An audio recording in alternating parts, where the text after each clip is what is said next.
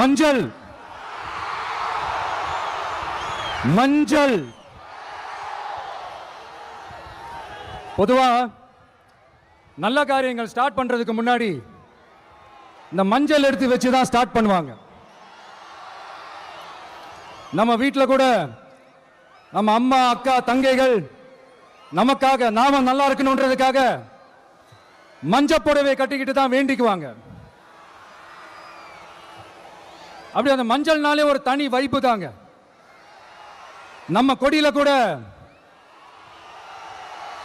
அந்த வைப்ரண்டான அந்த எனர்ஜெட்டிக்கான அந்த மஞ்சள் இருக்குமே. அந்த மாதிரி மங்களகரமான மஞ்சள் விளையிற பூமி தான் இந்த ஈரோடு பூமி. இங்க வந்து மஞ்சளை பத்தி பேசாம வேற எங்க போய் பேசுறது? அது மட்டும் இல்ல,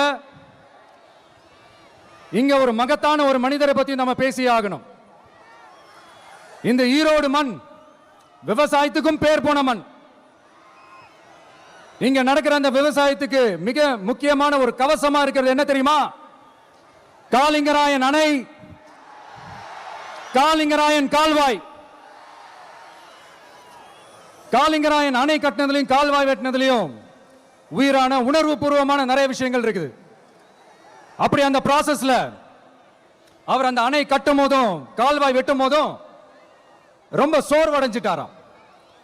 அப்ப அவங்க அம்மா அதை பார்த்துட்டு சொன்னாங்களாம், மகனே காளிங்கா, தயிர் வித்த காசு தாழ்வாரம் வரைக்கும் இருக்குது, மோர் வித்த காசு முகுட வரைக்கும் இருக்குது, அதை எடுத்துக்கிட்டு போய் அணைய கட்டியா கால்வாய வெட்டியான்னு சொல்லி தைரியம் கொடுத்தாங்களாம்.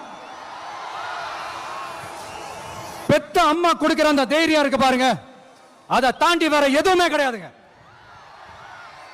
ஒரு மனுஷனால எதையும் சாதிச்சு காட்ட முடியும். அப்படி ஒரு தைரியத்தை தான் இப்ப நீங்க என்னுடைய அம்மா அக்கா தங்கைகள் நண்பா நண்பிகள் தோழர்கள்